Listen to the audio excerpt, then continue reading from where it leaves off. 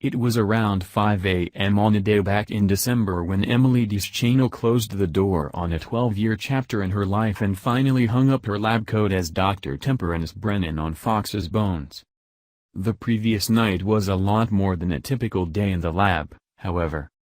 The cast and crew of Bones were on location filming the climax of their series finale episode, an intense scene where Brennan and Booth, David Boreanaz, take on vengeful killer Mark Kovac, Gerard Salisco. Boreanaz was at the helm, serving as director on the action-filled night, full of shootouts, running, falling, and, eventually, a lot of tears. Deschanel had planned to come back the next night for a few more scenes, but a half hour before they were set to depart set, Boreanaz told her that he could get everything he needed that evening. It was a little bit of a shock, Deschanel said. It was emotional. I burst into tears and choked up and said goodbye to people. It was really strange, and then it took 2 hours to drive home. How to say goodbye? It was a bit of a long goodbye for Bones. Fox announced in February 2016 that the show was renewed for what would be a 12th and final season, a good run, Deschanel calls it. The show's final episode aired Tuesday. Showrunners had time to plan one final arc and a proper farewell for loyal fans, who'd followed the show to 23 different time slots over the years. Executive producer Jonathan Collier, who's been with the show for 6 seasons, wanted to bring character stories full circle with something impactful. So he and fellow showrunner Michael Peterson looked to the past to find the show's future. In a Season 1 episode written by longtime executive producer Stephen Nathan, they found their answer, a storyline that recalled Booth's time as a sniper and a particular instance where he killed a boy's warlord father during his son's birthday party. We thought this would be a great way to show an emotional journey for Booth for the show, Collier told CNN. He finds healing and redemption. Kovac was killed in the series finale. Booth reached a place with Brennan where he's no longer in pain, Collier said of the finale. Or he at least has the tools to deal with his pain. For Brennan, the episode contained another twist. Following a lab explosion in the penultimate episode, she lost the scientific, crime-solving abilities for which she's become famous. Doing this allowed the writers to show how much she's grown, Collier said.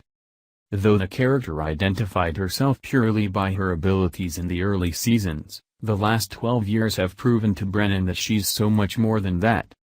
She defines herself by her abilities, by this enormous ability she has and this brilliance and this capability, and what happens when you strip that away? He said. Maybe something even more important remains. We wanted to have that emotional wholeness at the end. Deschanel was fascinated by the concept and encouraged the writers to explore the idea to its deepest depths.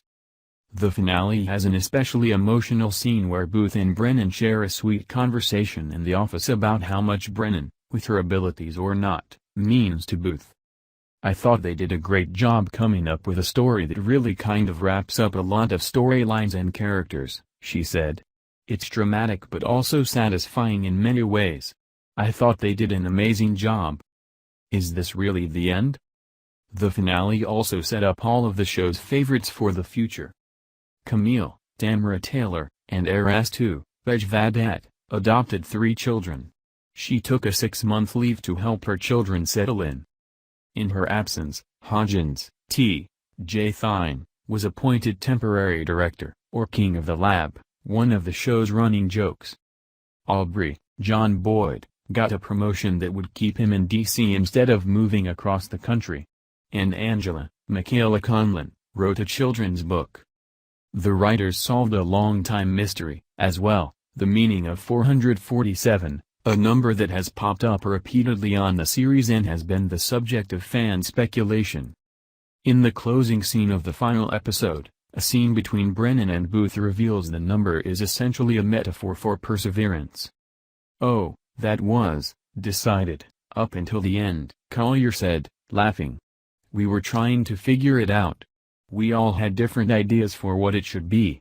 All of us weighed in and it was going on for a long time.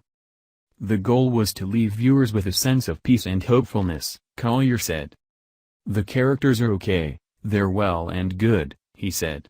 The big thing, too, is I really hope it's a positive message that adversity can be overcome.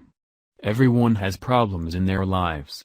These people have a problem every week, and a huge problem at the end. But they're together and they overcome it. But is this really the end for Bones? The cast and producers have been open about the fact that the decision to end the show was prompted by the network, but there's no hard feelings.